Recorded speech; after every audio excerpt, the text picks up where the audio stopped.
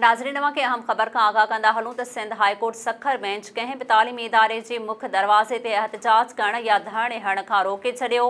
SS news जे reporter Ghafoor Shaikh मूजिब Sindh high court Sukkur bench में टेक्निकल कॉलेज घोटकीअ जे मुलाज़मनि ऐं कॉलेज इंतज़ामिया पारां दाख़िल दरख़्वास्तुनि ते ॿुधणी थी। अदालत पारां कॉलेज खे ज़बरदस्ती बंदि कराइण ते कावड़ जो इज़हार कयो वियो।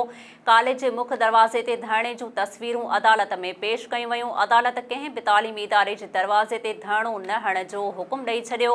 अदालत जो चवणु आहे त तालीम ते असरअंदाज़ थियण जी कंहिंखे बि इजाज़त नाहे।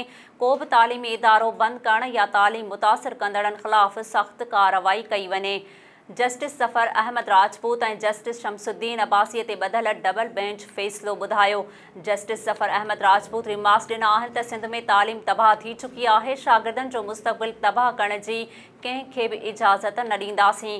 केस जी ॿुधणीअ दौरान DIG सखर, तालीम खाते जा ऑफिसर ऐं ॿिया पेश थिया।